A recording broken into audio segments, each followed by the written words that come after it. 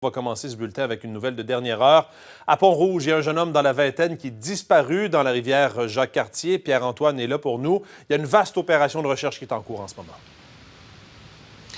Voilà, Mathieu, d'ailleurs, selon les premières informations préliminaires obtenues par la Sûreté du Québec, vous l'avez dit, on parle d'un jeune homme dans la vingtaine qui aurait plongé à l'eau dans la rivière Jacques-Cartier, ici à Pont-Rouge, dans le secteur du parc que les gens ici appellent le parc Les Galets. Et par la suite, il n'aurait tout simplement pas été revu puisqu'il n'a pas remonté selon des témoins. Et il y a une personne qui, par la suite, a signalé le 911. Là, vous le voyez, vraiment important déploiement.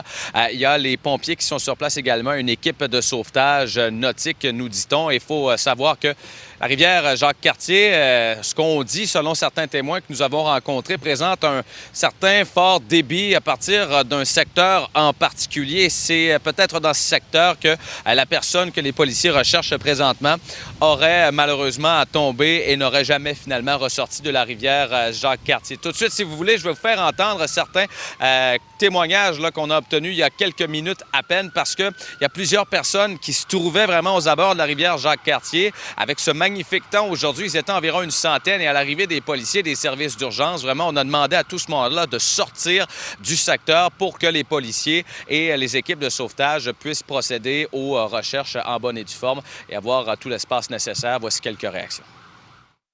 Ouais, moi, je pensais pas qu'il y avait rien parce que l'autre est sauté comme s'il allait le prendre. Fait que là, moi, je me suis dit, bon, c'est pas grave, nous, on s'est recouchés, tout est sous contrôle. Sauf que là, à un moment donné, genre 5 minutes plus tard, il y a quelqu'un qui arrive, l'autre personne arrive, puis là, il me dit « call la police ». Parce que, lui, il avait pas de téléphone, fait que là, c'est ça que j'ai fait. Ça faisait une couple de fois qu'il sautait du pont, puis à un moment donné, son ami, il a juste arrêté de le voir, là, il l'a pas revu, puis là, il a dit d'appeler le 911, puis il a jamais revu son ami encore, là. On vous a demandé de quitter? Ouais, ils nous ont tout demandé de quitter, fait qu'on est tout en train de partir. Dans le fond, il a sauté de la corde en milieu du courant, puis il a suivi le courant, il a la turbine, il a essayé de couper, contre la turbine, il s'est brûlé l'énergie. 30 mètres plus loin, il a pris la gorge d'eau, puis il est parti en courant. Vous l'avez vu vraiment partir? Ouais, on l'a vu.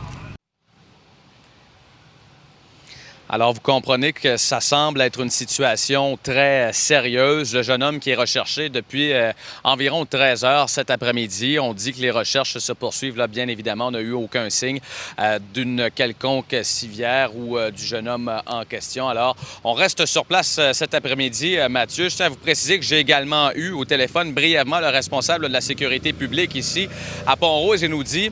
Vous savez, c'est un des scénarios que l'on craint le plus, c'est-à-dire que l'on traverse la rivière, qu'on est vraiment en hauteur ou les arbres, qu'on prenne cette corde et qu'on tombe dans la rivière. Alors, on verra si c'est vraiment ce qui est arrivé, mais entre-temps, ce qui est primordial, c'est de retrouver le jeune homme. On va suivre ça avec vous. Merci, à plus tard.